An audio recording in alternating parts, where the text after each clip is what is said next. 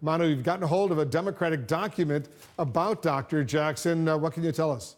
Yeah, this is a document compiled by staff to Senator Jon Tester, who's the ranking Democrat on the Senate Veterans Affairs Committee. And this comes after that staff had interviewed 23 people who had either worked with Dr. Ronny Jackson or who are currently working with Ronny Jackson. They lay out explosive details and allegations about his past misconduct. And again, these are allegations that have not been fully substantiated and that this committee is investigating, but enough to delay a confirmation hearing that had been scheduled for today as this committee investigates. Now, these allegations fall into three different categories. One involves how he's prescribed drugs in the past in a loose manner, according to this document. Another one dealing with how he administered an office and had abusive behavior towards his colleagues, particularly people who worked underneath him, allegedly. And number three, about drunkenness, drinking on the job, and particularly on trips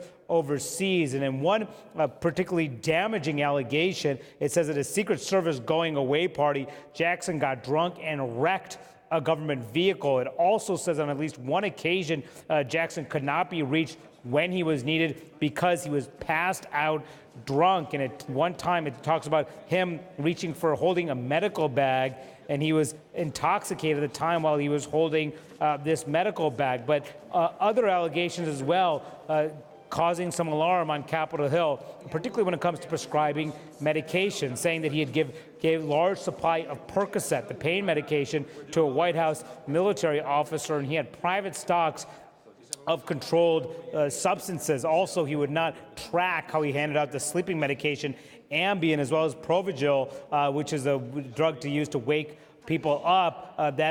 Those controlled substances required tracking, which allegedly he did not do. And people would come to him to get these medications because other physicians would not, according to these allegations. Now, Wolf, this is compiled again by the Democrats, but the Republicans themselves view these as very serious. They want to investigate this further, including the chairman of the Senate Veterans Affairs Committee, Johnny Isakson, who told me earlier today that they want to get to the bottom of all of these allegations, and that's one reason why they delayed today's confirmation hearing. And another Republican on that committee, Mike Rounds, who sits on that committee, Wolf, told me these are coming from credible individuals who are bringing forward these allegations, even as the White House said that he has been fully vetted, his past background checks in the past, and that Jackson himself has denied crashing a car, something he said just moments ago.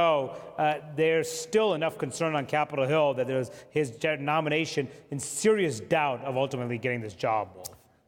Very serious doubt indeed. Manu, thank you very much. Dr. Ronny Jackson spoke out just a little while ago about the new allegations against him as the White House is ramping up its defense of him, calling his record, quote, impeccable and his vetting thorough.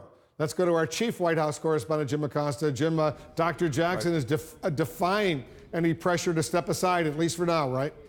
That's right, Wolf. Dr. Ronny Jackson is not backing down. He spoke to reporters a few moments ago outside of Sarah Sanders' office, the White House press secretary, telling reporters that he has not wrecked a car. At one point, he was asked about this allegation that he drove drunk and wrecked a car. He said, no, I have not wrecked a car before. I can tell you that. He was also asked about this allegation that he is not prescribing properly opioids and other prescription drugs. And at one point, Dr. Jackson said in response to that question, I can't tell you where that's coming from.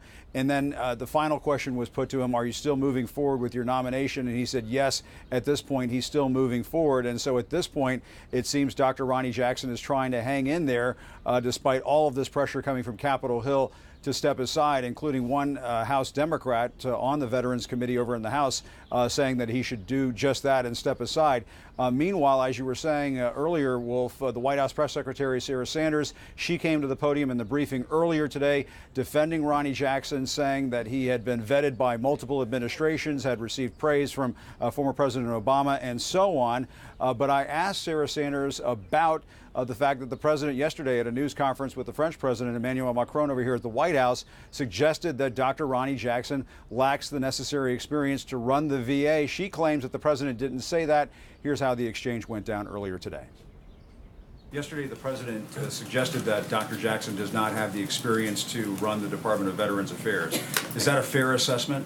That he lacks that experience? That's not what the president said. I think you're taking some of his words out of context. And based on your speech today, I know you don't appreciate when people take your words out of context. So I'd appreciate if you not do that to the president. If he didn't think he had the experience, he wouldn't have nominated. He said that had been one of the questions that people had posed about him. Now, in fact, we have the quote right here from the president yesterday, Wolf. He said, "I know there is an experience problem because of lack of experience, but there is an experience problem." So contrary to what Sarah Sanders tried to tell us in the briefing room earlier today, she tried to pull a fast one and spin herself out of that question.